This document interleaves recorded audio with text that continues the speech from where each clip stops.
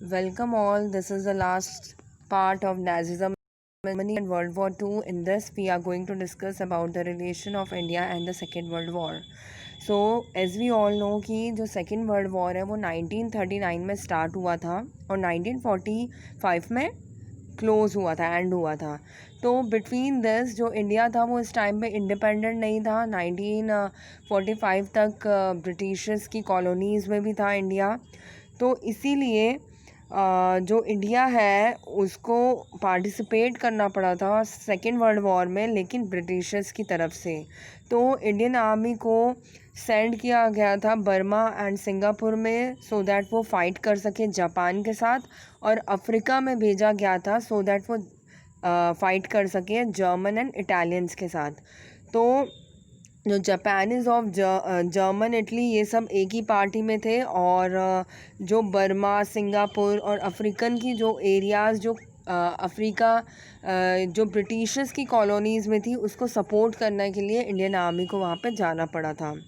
तो इस टाइम पे जब वॉर होता है तो हम सभी को पता है कि फूड ग्रेन्स की बहुत ज़्यादा ज़रूरत पड़ती है, क्लोथ्स की बहुत ज़्यादा ज़रूरत पड़ती है आर्मी को। तो इस टाइम पे जो प्राइजेस थे वो काफ़ी ज़्यादा बढ़ गए थे और गुड्स की कमी हो गई थी, मार्केट में स्कार्सिटी हो गई थी। तो इसका एक बहुत ही हॉरेंडस कॉन्सिक्वेंस ये हुआ था, मतलब टेरिबल कॉन्सिक्वेंस ये हुआ था कि बंगाल का जो फैमिन था 1943 में हुआ था, इसमें क्या हुआ था कि 30 लाख पीपल जो है वो डाइड हो गए थे बिकॉज ऑफ स्टार्वेशन। मतलब भूखमरी के कारण लोग 30 लाख जो पीपल है वो डाइड हो गए थे।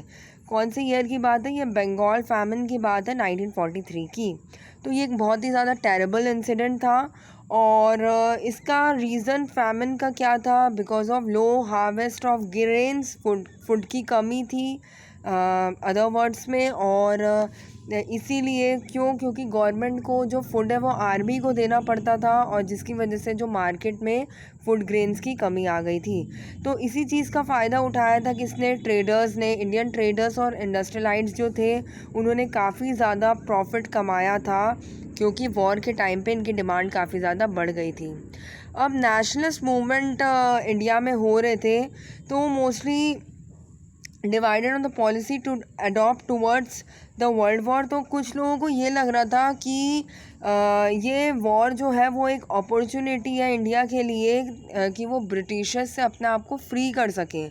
तो फ़ायदा इस चीज़ में रहेगा कि हम जर्मनी और जापान का सपोर्ट करके ब्रिटिशर्स को अपनी कंट्री से अलग कर दें। तो कुछ लोगों को ऐसा लग रहा था। इसमें जो प्रोमिनेंट थिंकर्स थे जिनको ये चीज़ सही लग रही थी वो था नेताजी सुभाष चंद्र बोस, जिन्होंने आज़ाद हिंद आर्मी बनाई थी सिंगापुर में with the help of Germany और जापान। जर्मनी और जापान की हेल्प से उन्होंने आज़ाद हिंद आर्मी भी बना ली थी सिंगापुर में, और उन्होंने एडवांस भी किया था नागालैंड और मणिपुर में। लेकिन कुछ लीडर्स ऐसे थे जैसे गांधी जी, नेता नेहरू, पटेल, उन्होंने इस चीज़ को अपोज किया था। वो इसलिए क्योंकि वो ऐसे कंट्री को सपोर्ट नहीं करना चाहते जो जेनोसाइडल हो, मतलब जो जिन्होंने लार्ज नंबर ऑफ पीपल्स को मारा हो on the basis of reasons, जैसे कि रेसिज्म। जैसे कि हमें पता है कि जर्मनी जो था वो काफ़ी ज़्यादा डिस्क्रिमिनेशन किया था, उसने जूस के साथ बहुत ही गलत बिहेव किया था। और इन्होंने पोलैंड के जो सिविलियंस हैं उनके साथ भी काफ़ी इन्होंने गलत बिहेव किया था। जैसे कि इंसिडेंट्स हुए थे उस टाइम पे जो गैसेस, पॉइजनस गैस उन पे छोड़ के उन्होंने क्या किया था, उनको मार दिया था। तो इस टाइप की चीज़ें को सपोर्ट नहीं कर रहे थे गांधी जी, नेहरू, पटेल। तो वो इस टाइप की कंट्री जो जेनोसाइडल हो, एंटी डेमोक्रेटिक पॉलिसीज़, मतलब इन्होंने वायलेंस को बहुत ज़्यादा सपोर्ट किया था। तो वो ऐसी कंट्री को सपोर्ट नहीं करना चाहते थे। तो उन्होंने सोचा था कि हम अपनी कंट्री को फ्री कराएंगे ब्रिटिशर्स से, लेकिन विदाउट सपोर्ट ऑफ जर्मनी। तो इसीलिए गांधी जी ने अपने स्टेप्स को बढ़ाने के लिए क्विट इंडिया मूवमेंट भी स्टार्ट किया था 1942 में, जिसमें मिलियंस ऑफ कॉमन पीपल ने ज्वाइन किया था बहुत ही एनर्जी के साथ। तो उस टाइम पे लेकिन एक चीज़ और हो रही थी, the communist however felt that defeating Hitler to save global democracy. तो हिटलर को डिफीट करना बहुत ज़्यादा ज़रूरी था क्योंकि वो डेमोक्रेसी और सोशलिज़म के अगेंस्ट था वो, तो इस चीज़ को बचाने के लिए हिटलर को हराना काफ़ी ज़्यादा ज़रूरी था।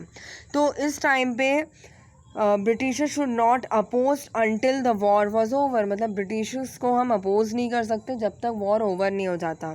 तो जब बाद में वॉर ख़त्म होता है तो तीनों स्ट्रीम्स जो है वो आमने सामने आती है। नेहरू और अदर कांग्रेस लीडर्स आमने सामने आते हैं और आज़ाद हिंद सोल्जर्स और जो कम्युनिस्ट पार्टी है फिर से एक्टिव होती है फ्रीडम मूवमेंट के लिए। और इसके बाद फिर एक इम्पॉर्टेंट आउटकम ये होता है कि जो ब्रिटेन है वो इंटरनेशनली वीक हो जाता है और सेकेंड वर्ल्ड वॉर के बाद यूनाइटेड स्टेट्स ऑफ अमेरिका और सोवियत यूनियन का मतलब यहाँ पे रशिया से है। एक्चुअली क्या हुआ था, सोवियत यूनियन जैसे कि आज हम जिस रशिया को देखते हैं, पहले रशिया इतना ही नहीं इससे बहुत ज़्यादा बड़ा था और भी कंट्रीज़ इसमें इंक्लूडेड थे। तो जो टोटल लैंड एरिया था वो सोवियत यूनियन कहलाता था। लेकिन 1991 में सोवियत यूनियन जो है वो बहुत सारे कंट्रीज़ में फॉल हो जाता है, मतलब टूट जाता है। जैसे कि इसमें कुछ कंट्रीज़ तजाकिस्तान इस टाइप की कुछ कंट्रीज़ हैं वो आती हैं, तो उसमें जो रशिया है वो एक बहुत ही बड़ा पार्ट आता है। तो इसीलिए उसको वॉर के पहले सोवियत यूनियन कहा जाता था। तो यूएसए और Soviet Union as a power emerge होते हैं और इस चीज़ का फ़ायदा उठा के इंडिया जो है वो अपनी कंट्री को फ्री करा लेता है ब्रिटिश रूल से। अब सेकेंड वर्ल्ड वॉर के बाद क्या होता है, देखो सबसे पहली बात जो विनिंग कंट्रीज़ थे जिन्होंने हिटलर को डिफ़ीट किया था वो था Soviet union, USA and Britain. तो ये तीनों ने डिसाइड किया कि सबसे पहली बात जो नाज़ी लीडर्स ने जो ह्यूमन मैसेक्रे किया है, मतलब जो उन्होंने नंबर ऑफ मास पीपल्स को मारा है, ये जो चीज़ इन्होंने इतना ज़्यादा जो वायलेंस क्रिएट किया था, इस चीज़ की पनिशमेंट इनको देनी पड़ेगी। तो इसके लिए उन्हें only 11 of them were sentenced to death. मतलब इसमें क्या हुआ कि कुछ लोगों को 11 जो लोग थे उनको डेथ के लिए सेंटेंस किया गया, ठीक है। The rest were entirely merely imprisoned और रिसीव लाइफ सेंटेंसेस। उनको बाकी लोगों को जेल की सज़ा सुनाई गई। And this was because the victorious nation did not want to take excessive harsh stand against Germany as had done in Versailles। मतलब इन्होंने इतने ज़्यादा हार्श कंडीशंस नहीं रखे जितना वर्साइल्स में रखे थे। ट्रीटी ऑफ वर्साइल्स जो है वो जर्मनी के लिए काफ़ी ह्यूमिलिएटिंग ट्रीटी थी, बट इसमें इतने हार्श कंडीशंस नहीं रखे गए थे, ठीक है। Now the map of Europe was, map जो है यूरोप का वो फिर से ड्रॉ किया गया और जो ईस्ट जर्मनी है वो रशिया के इन्फ्लुएंस में आई और जो वेस्ट जर्मनी है उसको यूएस के इन्फ्लुएंस में रखा गया। Poland, East Germany, Czechoslovakia, Hungary, Yugoslavia, ये सब जो है इनको इंडिपेंडेंट किया गया, लेकिन ये फिर भी सोवियत के इन्फ्लुएंस में प्रेजेंट थे, इनको इंडिपेंडेंट किया गया। सिमिलरली जो वेस्ट जर्मनी थे, फ्रांस थे, होलैंड, इटली, ये जितनी कंट्रीज थी इनको भी इंडिपेंडेंट किया गया, लेकिन फिर भी ये यूएस के इन्फ्लुएंस में थे। मतलब कंट्रीज़ को इंडिपेंडेंट किया गया लेकिन फिर भी वो उसके इन्फ्लुएंस में थे। और जापान गवर्नमेंट जो है, the government remain under emperor but fresh elections were held under US supervision and a new government was formed. Means Japan में क्या हुआ कि नए एम्परर को इस्टेब्लिश करने का सोचा गया, लेकिन न्यू इलेक्शंस हुए जो कि यूएस के सुपरविजन के अंडर में हुए और नए डेमोक्रेटिक कॉन्स्टिट्यूशन को इसमें अडॉप्ट किया गया। तो इसमें बोथ यूएसए और सोवियत रशिया ने प्लान्स किए ताकि वो रीडेवलप कर सके इकोनॉमीज़ को, सो दैट इनकी जो इकोनॉमी डिस्टर्ब हुई है, जो सेकेंड वर्ल्ड वॉर के कारण जो इकोनॉमी, जो इनका पैसा इतना वेस्ट हुआ है, उसको कैसे रीगेन किया जाए, इसके लिए उन्होंने न्यू पॉलिसीज़ अडॉप्ट की ताकि वो प्रोग्रेस की तरफ बढ़ पाएँ. Meanwhile a proposal was formulated to carve out a new nation for the Jews. और इसीलिए जूस के साथ काफ़ी ज़्यादा गलत बिहेव हुआ था, उनके साथ काफ़ी ज़्यादा डिस्क्रिमिनेशन हुआ था, इसीलिए उनके लिए एक नया स्टेट बनाया गया, जो बाद में 1948 में यूएस की गवर्नमेंट से बनाया गया, जो कि इज़राइल कहलाया है. ठीक है, इज़राइल जो है वो 1948 में जूस स्टेट इस्टेब्लिश किया गया यूएस की हेल्प से. तो यू कैन सी कि काफ़ी जूस के लिए भी इसमें काफ़ी ज़्यादा एक पॉलिसीज़ अडॉप्ट हुई ताकि उनके जो कल्चर है वो प्रिजर्व रह सके. Now the United Nations Organization, this is the last topic and this is very very important. UNO इसका शॉर्ट फॉर्म, जिसका फुल फॉर्म होता है यूनाइटेड नेशंस ऑर्गेनाइजेशन.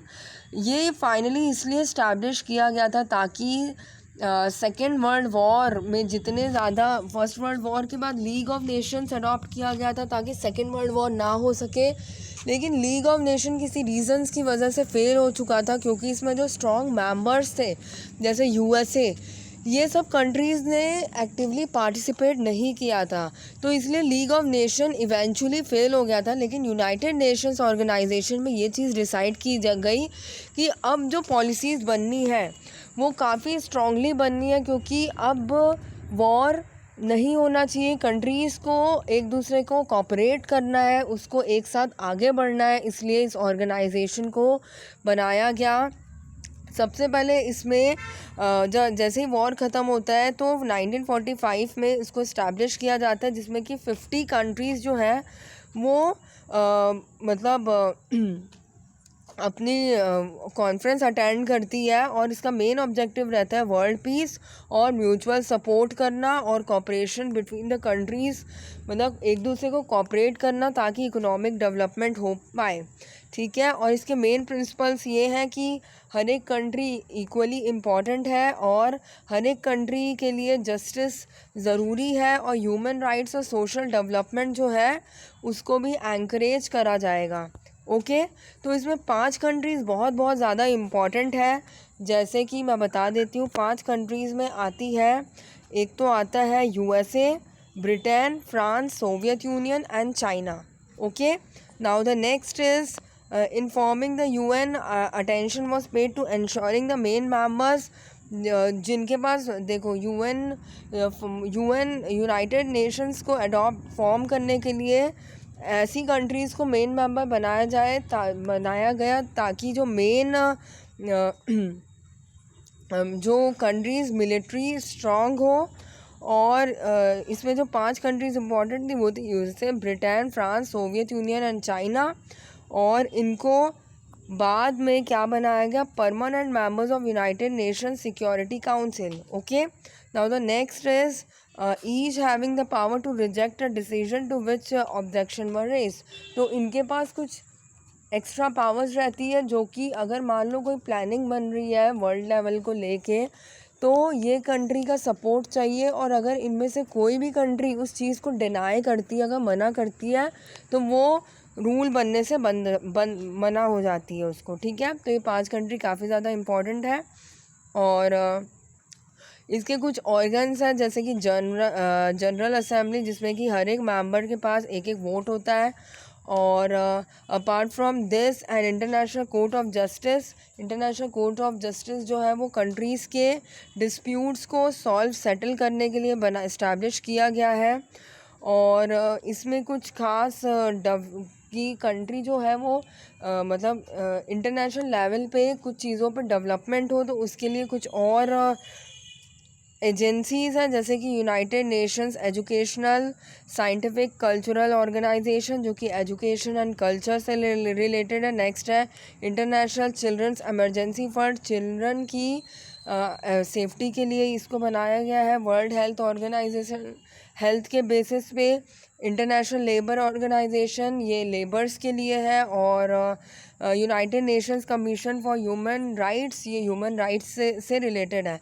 तो यूनाइटेड नेशंस जो है वो इवेंचुअली जो बेसिक रिक्वायरमेंट्स हैं उसके बेसिस पे काफ़ी इम्पॉर्टेंटली इसका पार्टिसिपेशन रहा है। और ये चीज़ देखा जाए तो यूनाइटेड स्टेट्स अपनी जगह पे सक्सेसफुल है, क्योंकि इसके बनने के बाद थर्ड वर्ल्ड वॉर नहीं हुआ है। और ऐसे नेशनल लेवल पे भी कंट्रीज़ जो है वो एक दूसरे का इसके बाद सपोर्ट करती है। लाइक जैसे कि कोई भी प्रोग्राम हो तो एनवायरनमेंट से रिलेटेड हो या फिर किसी चीज़ के डेवलपमेंट से रिलेटेड हो, तो कंट्रीज़ एक दूसरे को सपोर्ट करने के लिए आमने सामने आती हैं। तो इसीलिए यूनाइटेड नेशंस अपनी जगह काफ़ी ज़्यादा सक्सेसफुल है। So this video in this chapter is got completed. Thank you.